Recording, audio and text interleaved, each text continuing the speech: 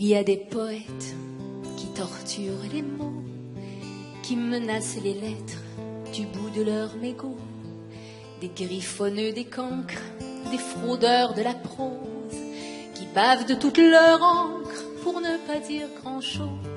Et il y a vous, oui, il n'y a que vous, ignorant ceux qui trichent, écrivant avec vous, rimant un peu plus riche, faisant autant de jaloux que de gens qui vous récitent, qui quand ils vous imitent, ne vous arrivent pas aux genoux.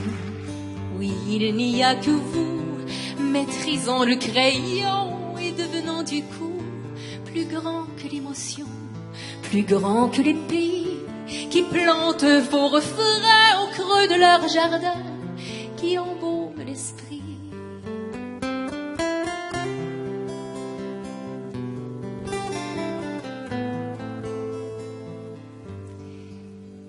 Il y a des chanteurs qui souillent des coins de scène quand les semelles qu'ils traînent lancinent en mineur. Ils cachent leurs yeux vides, se tordent et puis se plaignent d'une sourde voix qui saigne, de longs couplets liquides. Et il y a vous, oui, il n'y a que vous, la voix comme un récif, l'esprit au garde à vous, le sourcil expressif. Vous tendez vos yeux pleins aux foules qui se pâment et vous avez soudain la taille de votre âme. Vous êtes plus grand que vous, vous trônez comme un roi.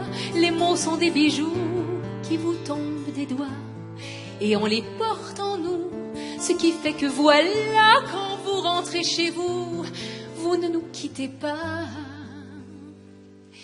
Puis il y a des hommes par millions qui tristement plafonnent dans leur évolution. Et il y a vous,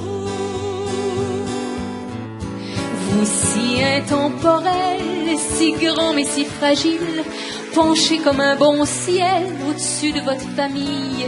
Il y a surtout vous, ruisselant sous vos cils, quand vous frôlez la joue de votre petite fille. Il y a surtout vous, lucide comme une sagesse, gagnée par petits bouts, par petites faiblesses, par excès d'une jeunesse que vous avez décrite avec tant de justesse que ça rend nostalgique.